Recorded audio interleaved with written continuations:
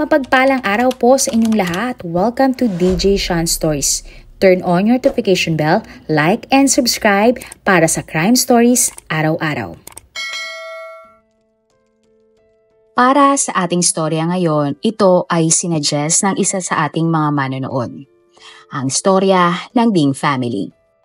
Ang negosyo minsan ay mas nagiging matagumpay kung ikaw ay may business partner. Ito ang magiging taong katuwang mo para patakbuhin ng maayos ang iyong negosyo. Pwedeng maging matagumpay, mapalawak mo ang iyong negosyo o pwede ding malugi kung ikaw ay may business partner. Pero paano kung ang iyong business partner ay kumpare o kumari mo at naging tuso sa inyong negosyo? Para sa ating kwento ngayon, balikan natin ang kaso na nagpayanig sa buong UK ng taong 2011 tungkol sa isang pamilya. Ang padre de pamilya sa storya ay si Jifeng Ding o mas kilala bilang Jeff. Si Jeff ay ipinanganak sa China ng taong 1964. Ang ilaw naman ng tahanan at ang kanyang asawa ay si Gi Chu o mas kilala bilang Helen. Taong 1964 naman nang ipinanganak si Helen sa China. Parehong nagmula sa Yangzhou City ang dalawa. High school ang dalawa nang mag-cruise ang kanilang mga landas. Si Jeff at Helen ay naging magkaklase sa subject na chemistry. Naging malapit na magkaibigan ang dalawa hanggang sa nagkaroon na sila ng isang relasyon. Noong 90s, ang pag-aaral at pagmamigrate sa ibang bansa ay naging popular sa China. Tulad ng iba, ganun din ang ginawa ni na Jeff at Helen. Ang napili nilang bansa ay United Kingdom. Matapos ang ilang taong pag-aaral, nagtapos ng kolehiyo si Jeff. Muling nag-aral si Jeff hanggang sa nagkaroon siya ng PhD sa chemistry. Hindi nagtagal, natapos naman ni Helen ang kanyang master's degree sa nursing chemistry. Habang nasa UK sina Jeff at Helen, sila ay nagpakasal at doon na rin piniling manirahan. Taong 1993, nang isilang ni Helen ang unang anak nila ni Jeff na si Xingdi o mas kilala bilang Nancy. Makalipas ang 6 na taon, nagkaroon ulit ng anak na babae ang mag-asawa na si Wang Ding o mas kilala sa pangalang Alice. Taong 1999 nang itinayo ni Jeff ang herbal medicine store na pinangalanan niyang Herb Magic. Magkatuwang si Jeff at Helen sa pagpapatakbo ng kanilang negosyo. Maayos naman ang lahat ng umpisa. Subalit matapos ang isang taon, unti-unti nang bumaksak ang tindahang negosyo ng pamilya Ding. Ito ay dahil kahit na parehong nagtapos ng chemistry sina Jeff at Helen, wala naman silang kaalaman tungkol sa traditional Chinese medicines. Ibig sabihin, wala silang karanasan tungkol sa iba't ibang gamot at kung para saang sakit ito. At para masolusyonan ni na Jeff at Helen ang kanilang problema, kumuha sila ng ilang doktor na eksperto sa traditional Chinese medicine. Pero hindi pa din naging mabuti ang lahat. Pero nagbago ang takbo ng Herb Magic nang dumating sa buhay ni na Jeff at Helen ang lalaking si An Xiangdu o tawaging nating Darren, 50 years old. Tulad ni na Jeff at Helen, nagmula din sa China si Darren. Ang asawa naman ni Darren ay si Kan Cheng o tawaging nating Eva. Sina Darren at Eva ay parehong nagtapos sa Hunan University of Chinese Medicine. Ilang taong nagtrabaho sina Darren at Eva sa China bilang mga doktor ng traditional Chinese medicine. Sa paghahanap ng mas magandang oportunidad, ang mag-asawa kasama ang kanilang mga anak ay nagpunta sa UK ng taong 1998 gamit ang working visa. Taong 2000 nang mag-cruise naman ang landas ni na Helen at Eva. At yun nga ang naging simula ng pagiging malapit ng pamilya Ding at Du. Sa pagdaan ng mga panahon, inalok ni Jeff si Darren na magtrabaho para sa Herb Magic. Agad namang pumayag ang lalaki sa oportunidad na ito. Parehong nakinabang ang dalawang pamilya sa desisyon na ito. Si Jeff at Helen ay nagkaroon ng magaling na empleyado. Habang si Darren naman ay kumikita ng malaki sa Herb Magic at nagkaroon pa siya ng pagkakataon na maka-apply ng permanent residency sa UK. Pero February 2000 nang nagbago ang ownership ng Herb Magic. Kung dati ay tig-kalahati ang shares ni Jeff at Darren, naging 99% ang pag-aaring shares ni Jeff. Ang natitirang 1% naman ay naging pag-aari ni Darren. Pinaliwanag ni Jeff kay Darren na dahil sa kanyang working visa, pwede lamang siyang magtrabaho bilang traditional Chinese medicine doctor. Kung magiging shareholder naman si Darren, hindi pwedeng tumaas ito sa 1% na naaayon sa batas. Pero kahit na ganon, napagkasunduan ni Jeff at Darren na ang lahat ng kikitain ng Herb Magic ay hahatiin nila sa 50% bawat isa. Ang kasunduan na ito ng dalawang lalaki ay verbal lamang o walang pirmahan na kahit anong dokumento. Makalipas ang ilang buwan, naging matagumpay nga ang Herb Magic. Lumaki ang kinikita ng tindahan dahil sa galing ni Darren sa mga herbal medicine. Nakita ni Helen ang potensyal ng kanilang negosyo kaya nagtayo pa siya ng 2 branch ng Herb Magic. Dahil dito, naging sikat sa Chinese community si Helen. Pero unti-unting nagkaroon ng problema.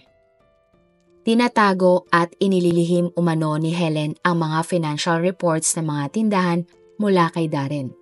Kaya naman, hindi alam ni Darren ang eksaktong kinikita ng mga tindahan. Alam niyang malakas ang benta nito, pero na-realize niya na hindi natugma ang nakukuha niyang kita. Bukod doon, hindi pa natatanggap ni Darren ang pera sa tamang oras. Bilang ganti, palihim na ninanakawan ni Darren ang tindahan kapag wala si Helen. Pero agad namang napansin ni Helen na may nawawalang pera. At taong 2001 nang magsumbong sa mga pulis si Helen at tinuro si Darren na nagnanakaw. Inamin ni Darren na kumukuha nga siya ng pera sa tindahan.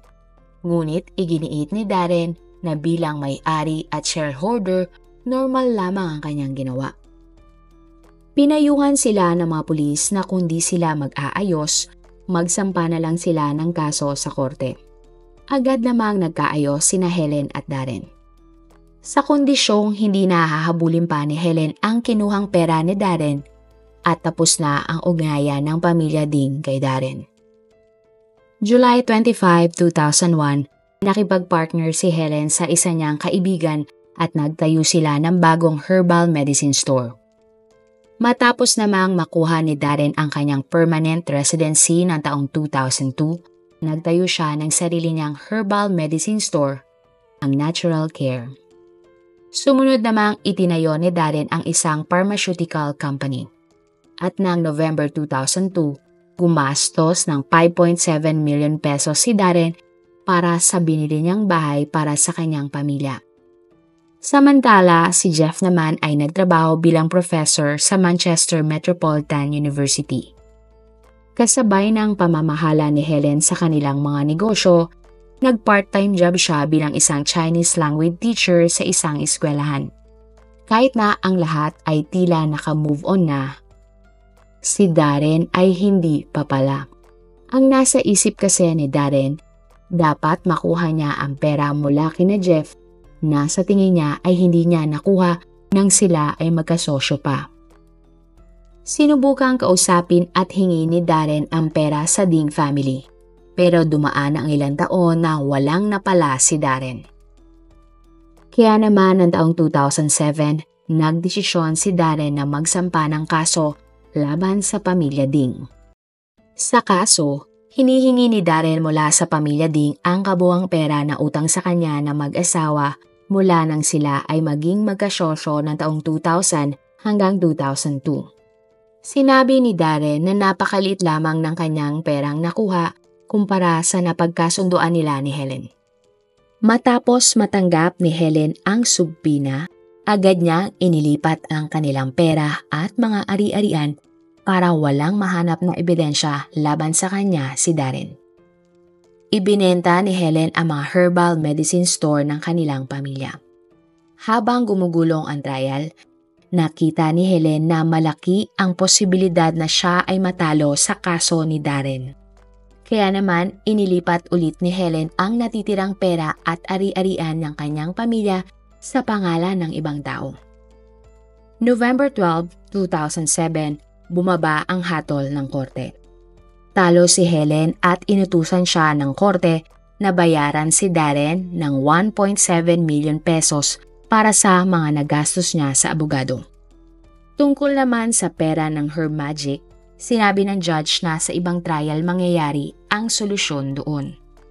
Sumunod si Helen at agad ding siyang nagbayad ng pera kay Darren. May 7, 2008, nang bumaba ang hatol sa kasong isinampa ni Darren kay Helen. Sinabi ng judge na 40% lamang ang natanggap na pera ni Darren mula sa pamilya Ding habang sila ay magkasosyo.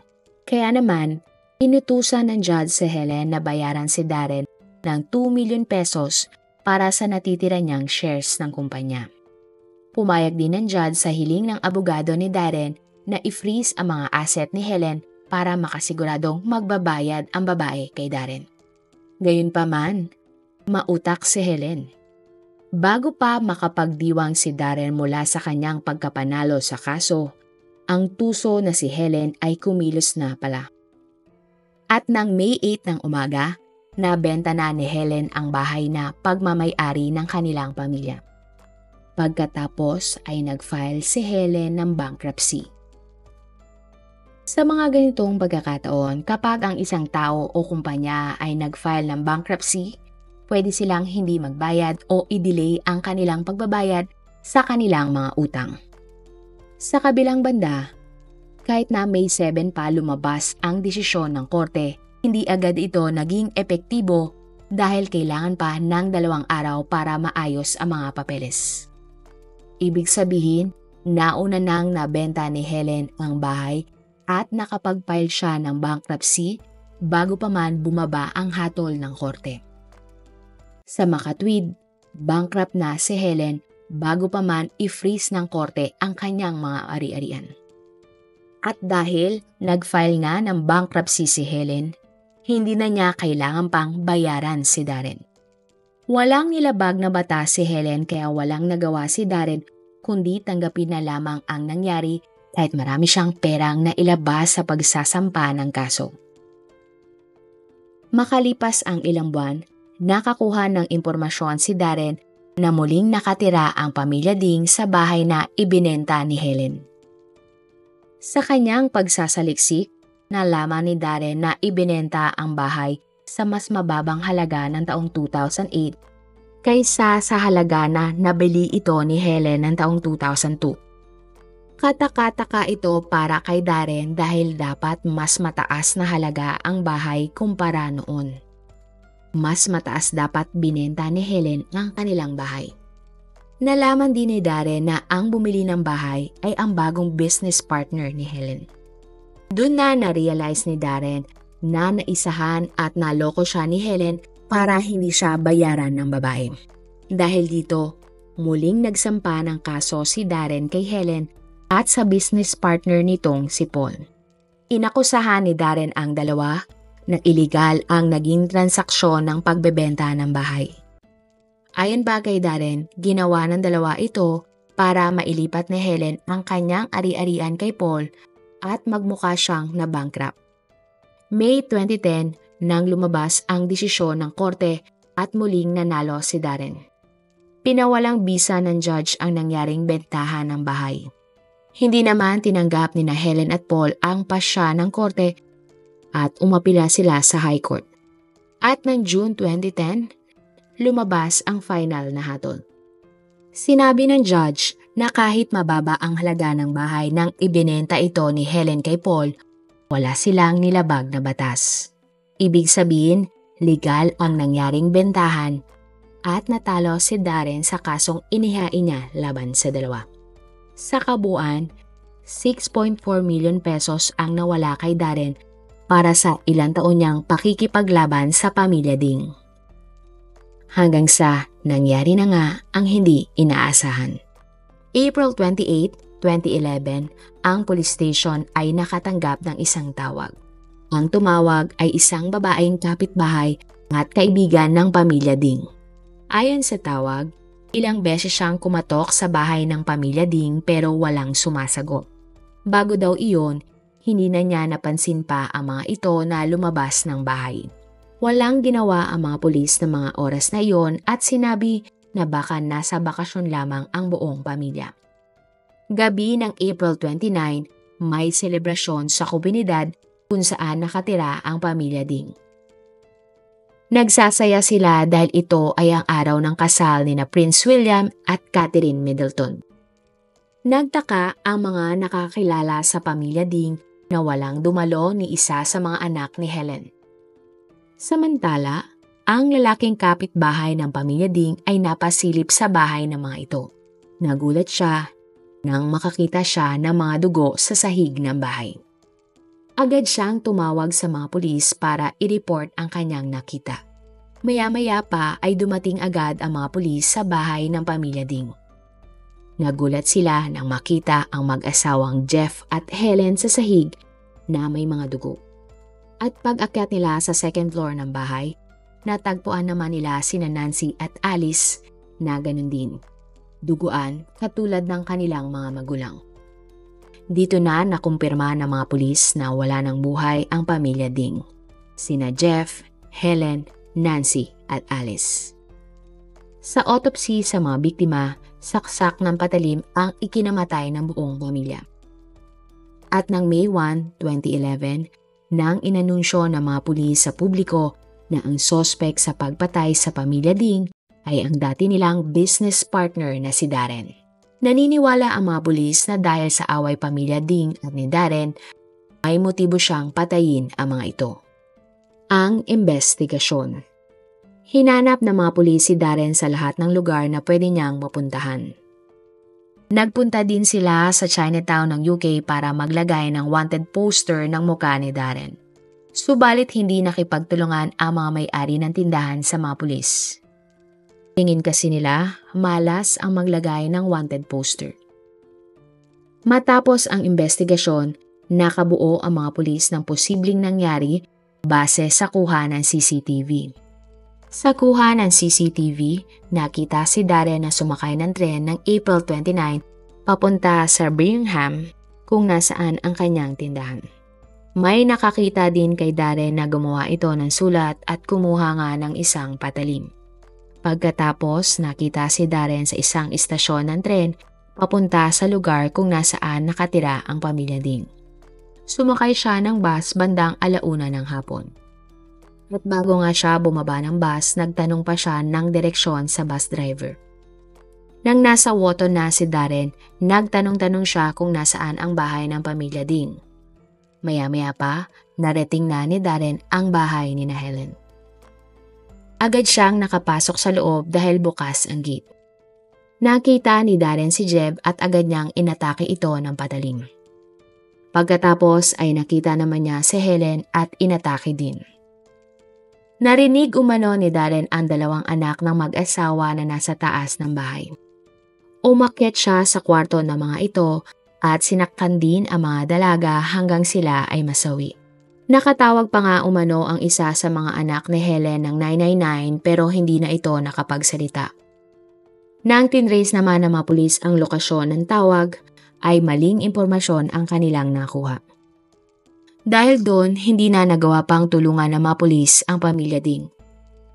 Bago tumakas, ninakawan pa ni Darren ang mga biktima at kinuha ang kotse ni Jeff. Hinanap din ni Darren si Paul para maghiganti pero siya ay bigo. Sa isang gasolinahan, nakita si Darren na gamit ang kotse ng pamilya Ding. Bumili pa nga ito ng inumin at mapa. Nagmaneho si Darren hanggang sa narating niya ang London at doon niya na iniwan ang kotse ni Jeff. Pagkatapos ay sumakay siya ng bus papuntang Paris. Matapos nito, wala nang idea ang mga pulis kung nasaan si Darren. Makalipas ang 1 taon, nakakuha ng impormasyon ang mga pulis na nasa Paris na si Darren at tagpunta ito sa Spain. Sa Spain, bumili si Darren ng tiket papunta sa Morocco. Mula doon, wala na muling impormasyong nakuha ang mga pulis tungkol kay Darren.